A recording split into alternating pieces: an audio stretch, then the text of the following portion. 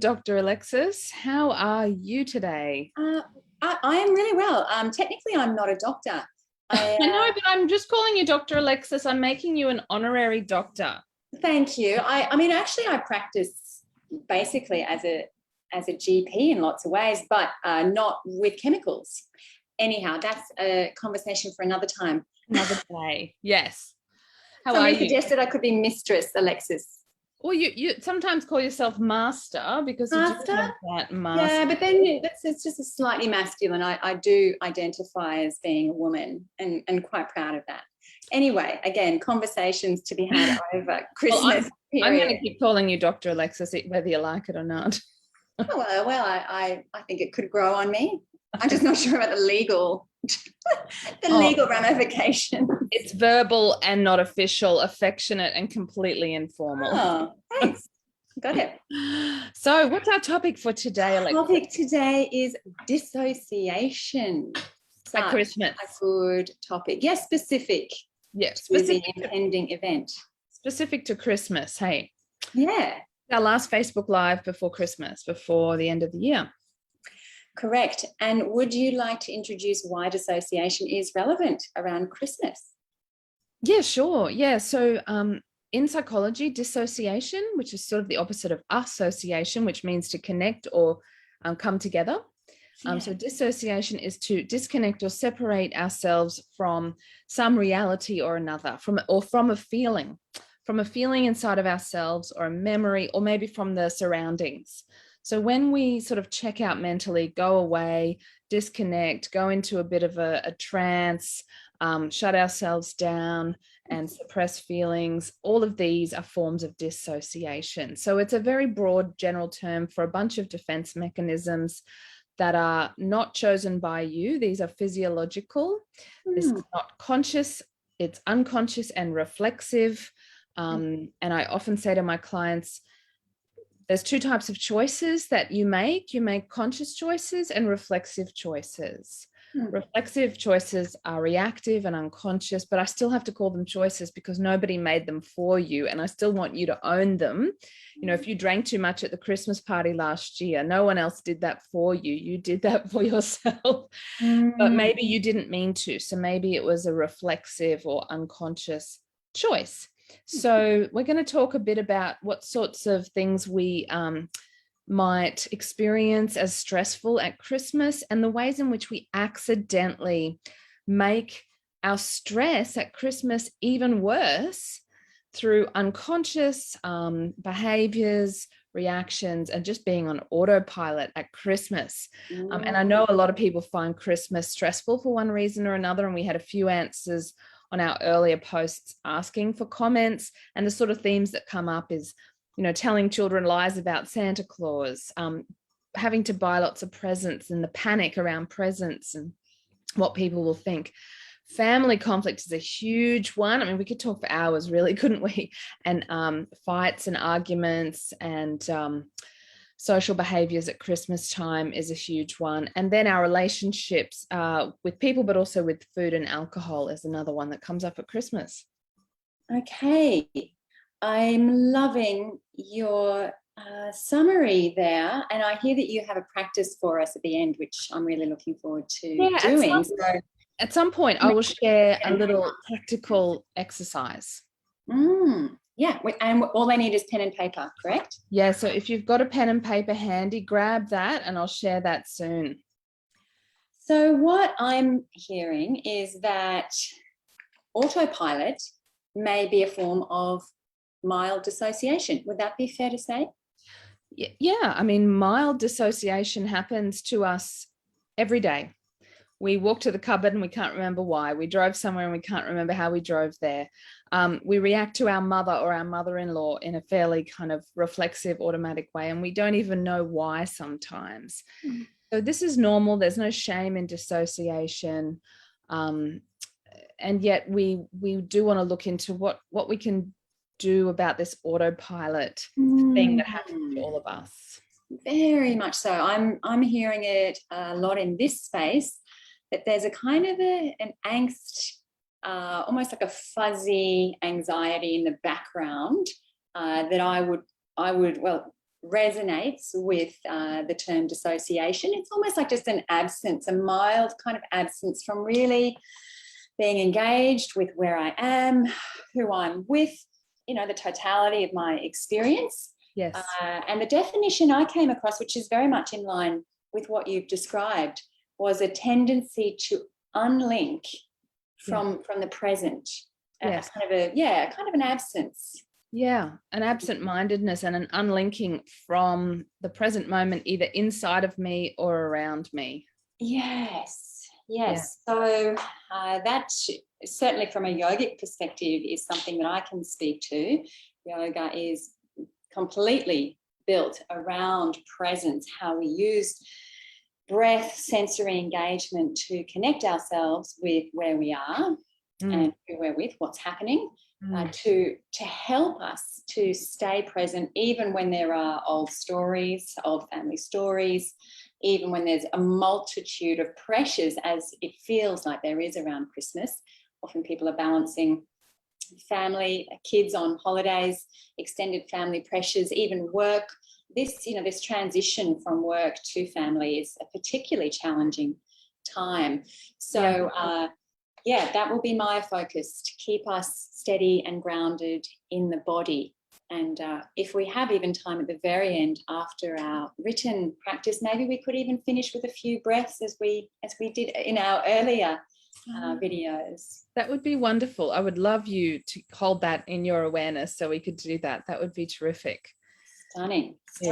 Yeah. And I think that there's so much value in exactly what you've said, Alexis, in doing whatever works for us to stay grounded, to stay aware, to stay linked to ourselves, so we don't switch off to ourselves, and connected to our surroundings.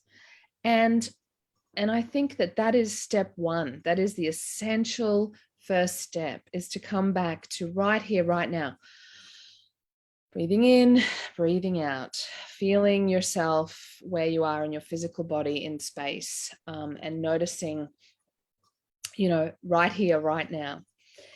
And I know that because we're talking about Christmas, that there's a step two that is needed as well. And the step two is, I guess, some intentions around communication and behaviors. Yes. Because I've talked to many people, and I've been on the radio and interviewed by magazines leading up to Christmas for many years in a row now. So I've got my stress less at Christmas kind of spiel down pat. And when I ask people, the number one, it's lots of stressful factors, but the number one stressor at Christmas is interpersonal strain and conflict. And I guess this can be because, a lot of us have taken time off work. We've lost our usual routine and structure. And we're seeing a lot of people perhaps that we don't normally see a lot of. Maybe they've come into state to stay with us or nearby. We're not at work, so we're not seeing our usual work colleagues. It might be people we only catch up with once or twice a year, and for good reason sometimes, because we don't have much in common, or we don't even get along with each other. And so if this is going to be the case, that you're going to be seeing people who perhaps you have resentments towards, or vice versa, it's good to be super intentional.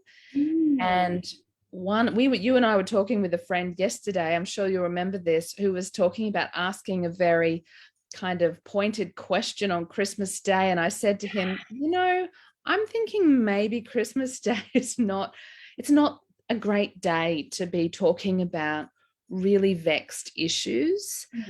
People are drinking, or they're already stressed, and there's children about often, or the circumstances are quite different. And so I often say to people, I've had clients tell me, I'm going to see my Uncle John this Christmas and I'm going to confront him once and for all.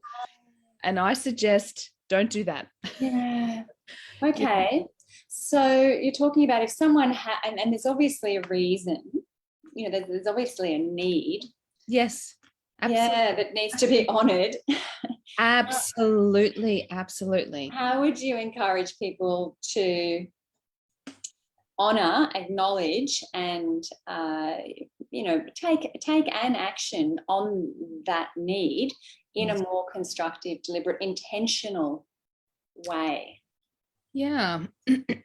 Well, if you know you're going to be seeing a person you don't see very often at Christmas time, and you have a fantasy about, expressing some things to that person, I'm a really big one for imagination. Have that out with them in your imagination, and use the role play of your mind to really get to the underlying need.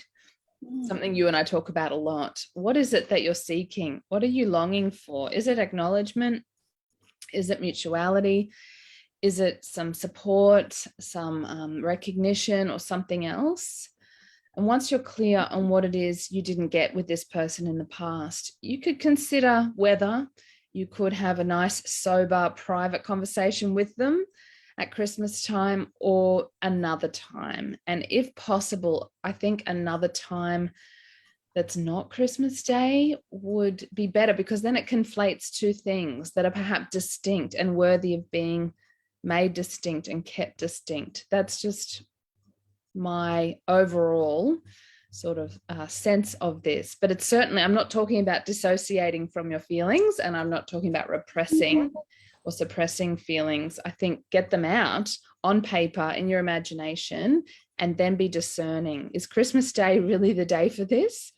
Or could I let it go? Perhaps it's not that adaptive or necessary to, give them a piece of my mind, or even express, we've still got to pick our battles and decide how we want to use our energy. What I'm noticing as you're talking is that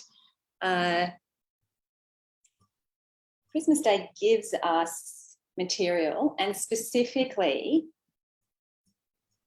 it connects us to our longer standing values. And this is just occurring to me because, as you said, we don't see these people every day. So they're not the day-to-day values that you might have, around connection, intimacy, support.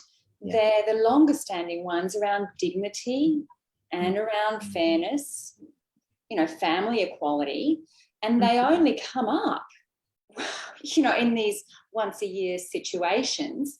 No wonder people are feeling that they're putting on a mask, or they're there out of obligation, when the authenticity would lead them to really honour these long-standing values.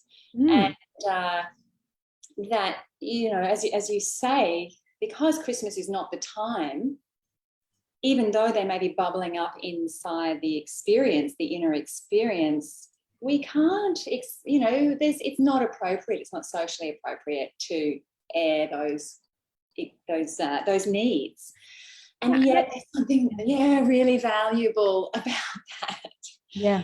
Yeah, I mean, I've experienced, like a lot of people who are probably listening, I have experienced complexity in my family, and complicated dynamics around step family members, and just a lot of extended family and complications with that. And I've seen how arguments between two people can affect everybody there, including the children. Yeah. This is why I'm sort of differentiating and saying, keep things distinct. Yes, it seems fake and phony for some people to turn up with their Christmas ham or cake on Christmas Day and smile and be nice. But I want to reframe it for everybody. It's not about being fake and phony and pretending. Okay, I'll give you a quick example from my life. And I won't name this person too specifically, but there is a member of my family on my partner's side. When I see this person, I feel uneasy and I feel uncomfortable. And sometimes I might like to strategically avoid this person. Other times, like at Christmas, I will see this family member. And the practice for me is this, and many women might relate to this, and some men. The practice for me is to be unapologetic around how I need to behave to look after myself. So in my case, it's I don't really want to go and hug and kiss this person. That's part of the issue. So I might give this family member a high five, and then my inner critic might say, oh, you're being a bit rude because now they're going to see you hugging this other person. My practice is to be unapologetic about what I need to do to look after myself. I'm not harming this person or attacking them or criticizing them or starting a fight. I need to look after myself. The most authentic but sort of fiercely self-compassionate way that I can. And it's not easy for me to do that. And so I frame it as, this is not me being fake. This is me really trying to be quite self-aware without being self-sacrificing. And I'm sure that everybody could think of their own practice of self-compassion or self-respect, or perhaps confidence and bravery, or whatever it might be that you decide to practice at your Christmas gathering. Absolutely, of course. There is a lot of value in and skill in social engagement, even amidst our own dis-ease, our own discomfort. And what's occurring to me is that, wow, okay, I mean, it's quite different when we make it personal. It's hard to separate. But when I hear you talk, I can't help but wonder whether honouring the underlying needs, which I'd love to ask you about, may actually make it easier to socially engage. If I've acknowledged my needs first, if I can say, when I see this person, I feel uneasy because I need... What is that? What do you need, my darling, in that moment? With that person in that moment or situation, I think I need a sense of ease, like you said, a sense of respect. There's something in there very much about respect, comfort, ease, and space. I actually appreciate a degree of space. This person struggles with personal boundaries and physical space. And so, I think you're right, though, when we tune in with our needs, I'm feeling this difficult feeling because I want something and I don't get it, or in the past I haven't got this. What is this? What is it? Then I can honor myself and stay by my convictions. You know, if I've made a decision to act in a way that is self-loving, self-respecting, or loving and respecting towards somebody else, then I want to stand by that conviction, knowing what needs I'm supporting. I absolutely agree with you on that one. And then it doesn't feel like a compromise. Then as I'm sure you'll touch on again, but that the action is not that different, and yet there's a difference in the quality of the experience, as you've identified that need for a boundary. Then, in fact, it may open up the conversation. Boundaries, I find, are quite fascinating. I often think they're going to cause distance and disharmony. In fact, in experience, boundaries seem to help clarify, put people at ease, myself at ease, and then perhaps through a kind of a co-regulation, put someone else at ease, that, okay, good, now we know where that is.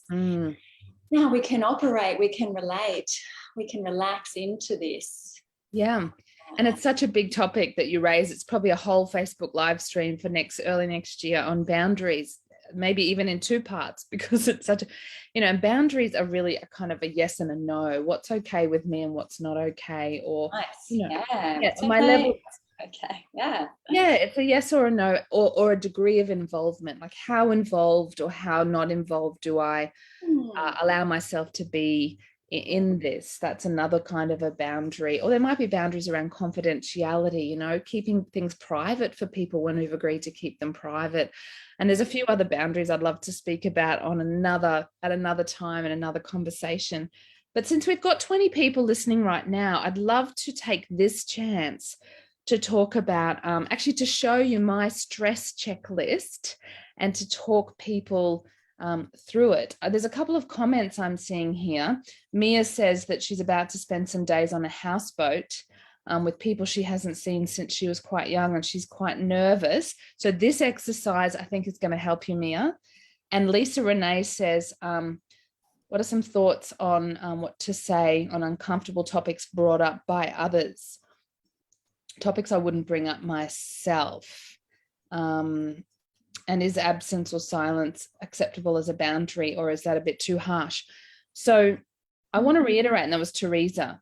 So for Teresa and Lisa and for Mia and everybody listening, I'd like to reiterate that, you know, whether you decide option A or option B, so to talk to that person or not talk to that person, or to shut that topic down, or to engage in that topic, or to drink alcohol or not drink alcohol, or go to the Christmas party or don't go to the Christmas party, or tell your kids Santa is real or not real, or, you know, like, I never want to tell people whether to choose A or B, but I'm really interested in their process of how they arrive at their own decision. And is it based on an awareness of their needs? And is it intentional? You know, are they kind of processing their thoughts and values and feelings, or are they on autopilot, like we were saying before? So I think this exercise speaks to this coming out of dissociation, reassociating yourself and reacquainting yourself with yourself and with your situation. And so if you have a pen and paper, can I ask you to grab it now? And I'd like you to divide your paper into 2 sections. So you can see I've got a squiggly line down the middle of mine, but divide your piece of paper down the middle. Now, the heading I've given mine is, I just called it my stress checklist. You could call it your stress plan, because it does end up being something of a plan or a list. And on the left-hand side, I'm about to sneeze. So if I keep kind of looking a bit funny, I have a sneeze. Let her rip. It's one of those sneezes that's not quite coming. So it's taunting me. Take a short breath. You'll just tickle and irritate, and then it will stimulate, and you can get it out. The sneeze is a healthy reflex. I've just taken a deeper breath and now it's gone. That's good. Okay, so on the left-hand side, we're going to make a list called things that make stress worse. Things that make it worse. So I'll tell you what I've written on my checklist of things that make it worse. And I was specifically thinking about the holiday period. This is during the holiday period. This is things that make it worse for me, stress worse for me. So having to do food preparation on the morning. I have a memory. Before you go on, I'm really keen to hear this, but would you mind just telling us what's on the other side? Oh, yes, sorry. And on the right-hand side is called things that will help, or things that might help. So things that exacerbate stress and things that ease stress. Ease stress, exactly. I really love it, Rachel. In our workshops, when you speak really generally and allow all of us participants to let out what's coming from inside of us, you facilitate reflexive practice quite beautifully. Would that be too big a request? No, I think that's wonderful. Even just for a couple of minutes for people to brainstorm their own. Just for a minute, exactly. Let's do that. And I'll just give people a couple of prompts. Just thinking about Christmas, right? We've got food, we've got alcohol, we've got relationships, other people. We've got sleep and self-care, these kinds of topics. So yeah, that's a good idea. Take a moment.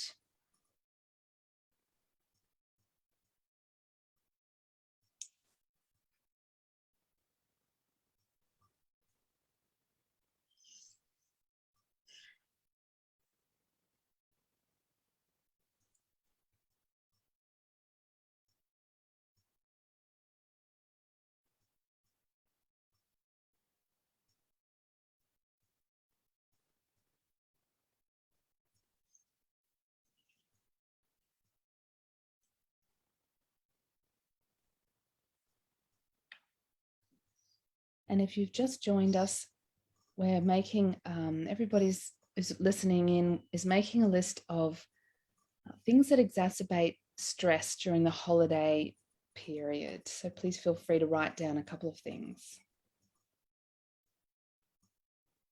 Beautiful. Thank you for that that space.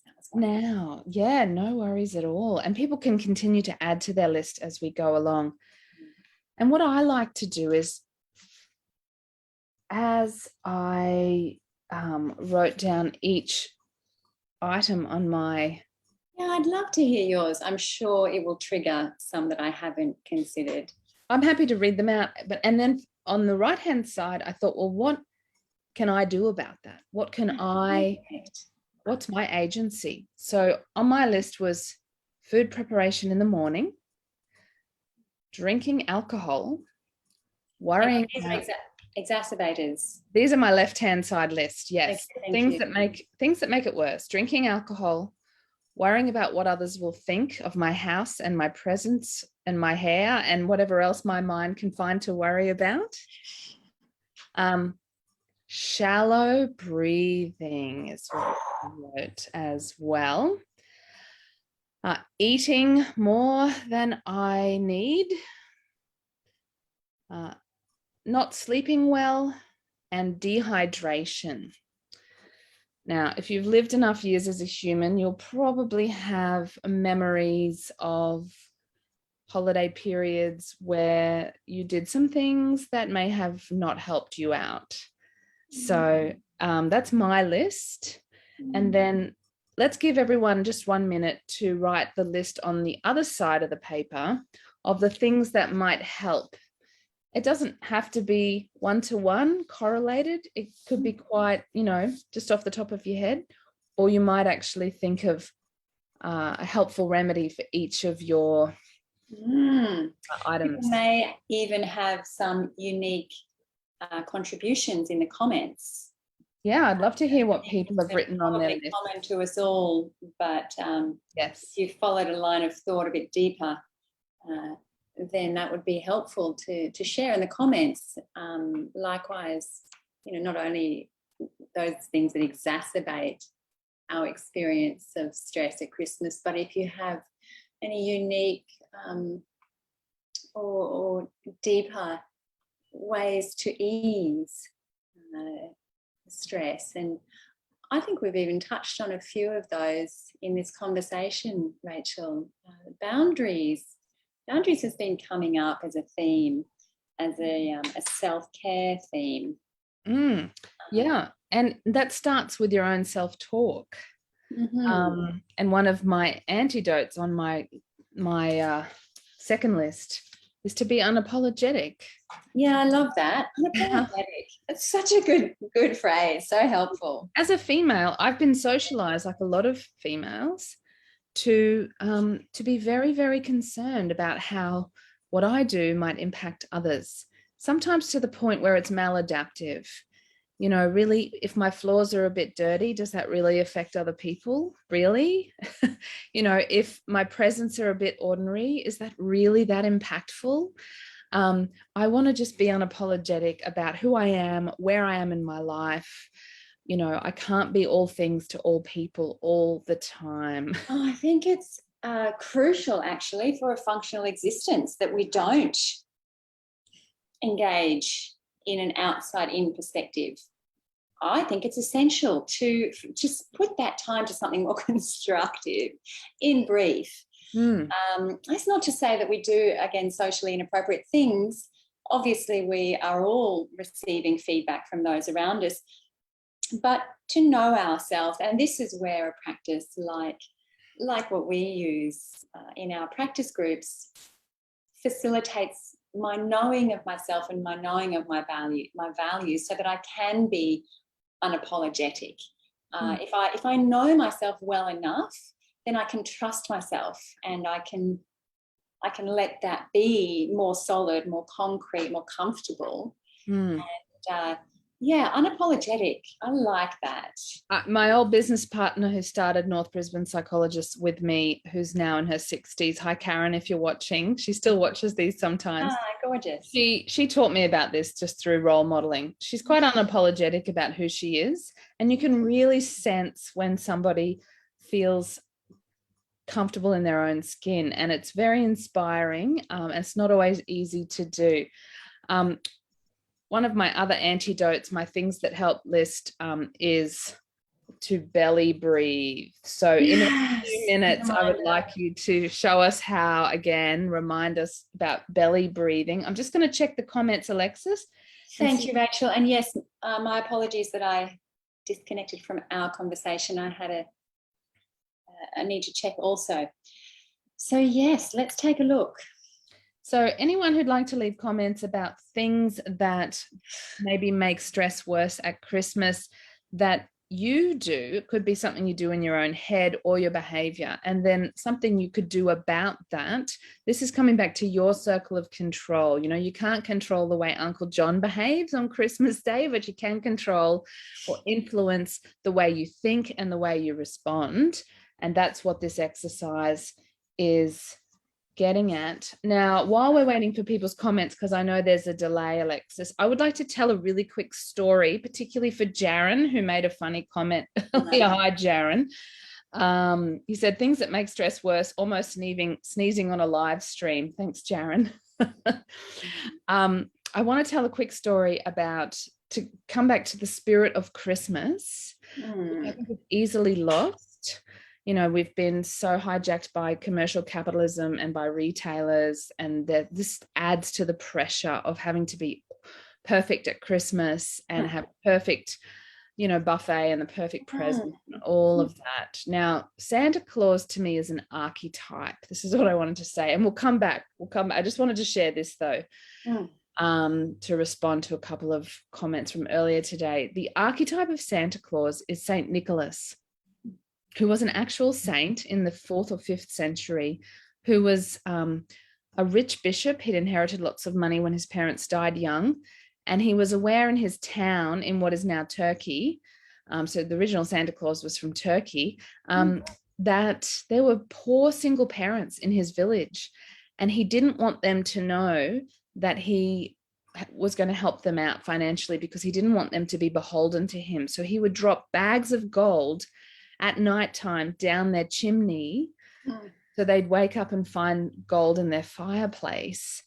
And this became a mythology, an urban legend of like, who's dropping the gold, the little bags of gold, into the fireplaces, into the chimneys. And the mythology is beautiful, because St. Nicholas did not want anybody to know. He didn't want them to feel obliged to pay him back or guilty in any way. So this is why he did it anonymously. And that spirit of Christmas has actually lived on in the Santa Claus mythology. Santa doesn't expect anything back. He gives to children and doesn't expect them to give anything to him. And so that's a really nice element, I think, of Christmas, is this unconditional and anonymous giving. And so whether or not you tell your children about Santa, I think, some children apparently come to their parents and say, oh, why did you lie to me?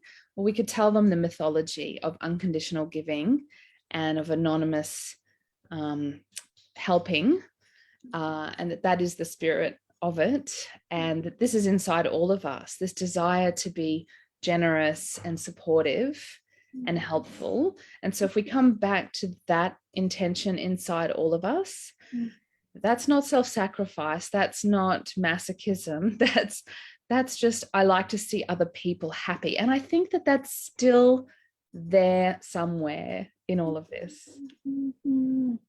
As you're speaking, and I so appreciate that story. I actually hadn't heard that, Rachel. It's a really beautiful story, and you tell it so with such with depth and wisdom, and the historical component is really, that's really a beautiful story.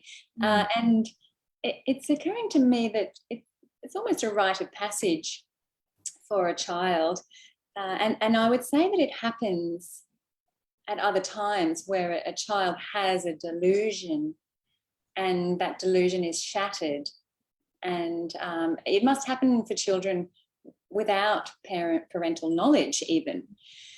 And it must happen to us all a lot, where we think that there's fairies and we might play fairies and we might really engage with that, and then the realization, sorry for those who still believe in fairies, but, the delusion was the fairy. but to ritualize it as Father Christmas or Santa Claus, and then that breaking, that shattering of delusion is an opportunity then to build an attachment, to build a secure attachment, that when that happens, you know, I can be here for you and I can hear you, I can be available to you, and we can, you know, experience that disappointment, which is often it's a massive disappointment for a child. I remember it. It was a shock to the system. And yeah, it's just occurred to me now that there's a ritual, there's a rite of passage around it. And it must happen to us again and again. I've often wondered, you know, around, you know, the ceremony of the wedding and the bride removing the veil, which my understanding was the veil of delusion.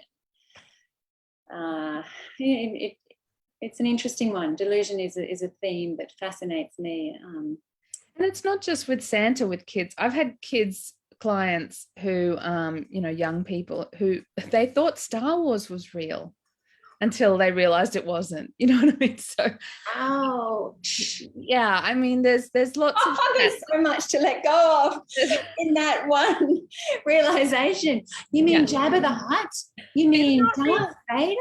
And so, you know, but the spirit of Luke Skywalker lives in all of us, and maybe the spirit of Saint Nicholas lives inside all of us as well. And you're yet to tell us the story of Star Wars. There's a brewing story there for a very special that's a whole other conversation, the Star Wars conversation. Now we've got one question about a stressor at Christmas. There's a few funny comments. I'll let you read them later. Excellent. Alcohol is a big stressor, and Mia says, you know, there's some terrible sort of issues with alcohol, and she doesn't drink much, and this year she's decided to remove herself completely. So I just want to reiterate that thing about, you know, I'll never say to people you should do A or B. I'm just curious about how they arrive at A or B, you know, go or don't go, or go with an intention not to drink and to stay only for 2 hours, and find a way to, you know, build a fairly authentic narrative around, you know, why you're coming, but only for 2 hours. And, you know, maybe everyone's really drunk after 2 hours, so you decide to leave. You know, we can't change other people's behavior, but we can definitely take charge of what we intend to do and make, you know, it conscious and intentional and deliberate. And I do encourage you to finish your lists, because that becomes a list of your intentions of how you want to be over the next week or so, as well as what you want to do. How you want to be. That's what I'm hearing when you talk about what you do, A or B, is really not, at the end of the day, what matters, but how you operate in that space. And that as much as we can, we operate from recognition of our own needs and the needs of others, and therefore we can trust that, you know, we've done the best that we can in the given situation. I can't encourage people strongly enough to reflect on their own needs at this time. My experience is, and what I hear with clients is that the tendency to dissociate is very, very strong, perhaps habituated, perhaps for decades. And that the antidote to that is to stay connected to our own needs, which we can only really access through being present and grounded. Yes. But it can be quite immediate. Oh, I feel uncomfortable because I need a boundary. And, you know, our needs and values can seem to be in conflict. For example, maybe I eat more than I want to, or drink more than I want to, because I would like to relax. And food can be comforting and alcohol can be relaxing. But then on the other side, I really want to stay, my values are around staying present and aware and intentional. And my health might be another value that I bring into it around food and alcohol at Christmas. And in fact, food and alcohol are both on my stress checklist and plan. And it's not easy, because, you know, we do dissociate using food and we do dissociate using drugs and alcohol. But what's the cost? Do I want to pay the price for that? once I know really clearly what the price is that I'd have to pay, and does it help or does it make it better on balance? And if I'm clear that my need is to relax or have some comfort, then how else might I relax, and how else might I experience some comfort other than with food and alcohol? So it takes quite a bit of reflection, a bit of self-reflection. Yes, yes, yes. I would absolutely agree with that. And I know that many of our listeners would too, which is why they're here, because they engage in reflection and personal development. So I really value this time, and I'm wondering whether, some just even 3 breaths altogether, might help bring this conversation to a close, might help people to reflect on what they are taking away from this, and how they may be applying it moving to Christmas. That would be wonderful if you don't mind facilitating that. It would be my pleasure. I'd encourage you to pick a position that feels grounded. I find that the feet on the ground makes a huge difference, and the position of my pelvis and my spine. And if you'd like to place one hand on your lower abdomen and one hand on your chest, then that will help you to contact the breath. And if you start by noticing your normal rhythm, then you're not overriding your body. As a group, we're starting to synchronize our breathing as a form of co-regulation.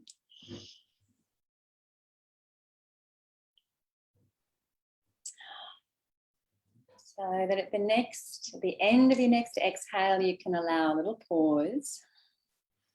And then I invite you to draw your breath down firstly to your abdomen, like a vacuum in the belly, and then up to your chest. And then let your chest fall with your exhale.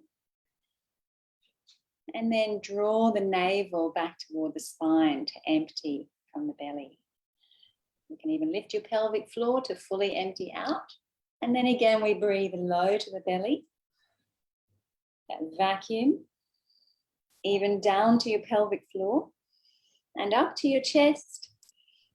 And then out firstly from your chest, then from your belly. Perhaps even emptying from your pelvic floor.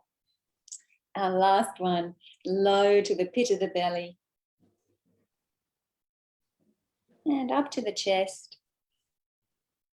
And let it out from your chest. And draw back to empty from your abdomen and empty from the base of your pelvis. And then for the next few breaths, let the body breathe as it chooses. Even a few deep, deliberate breaths in this way connects us to our needs for oxygen even, our need to stay grounded and connected to our own experience, and our needs for simplicity.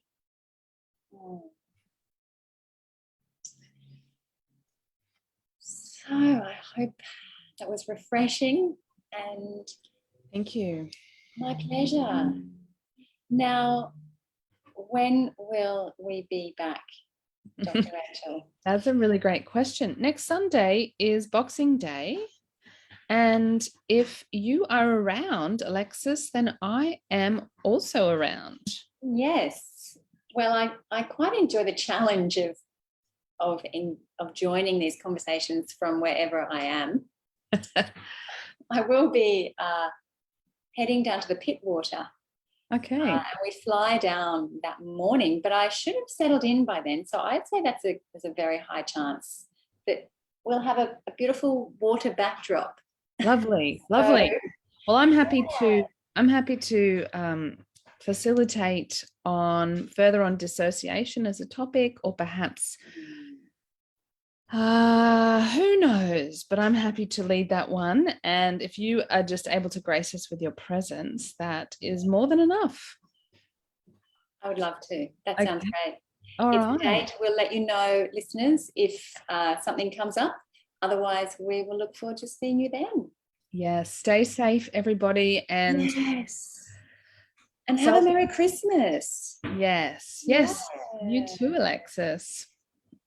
All right. See you later, everyone. Farewell. Bye. Bye.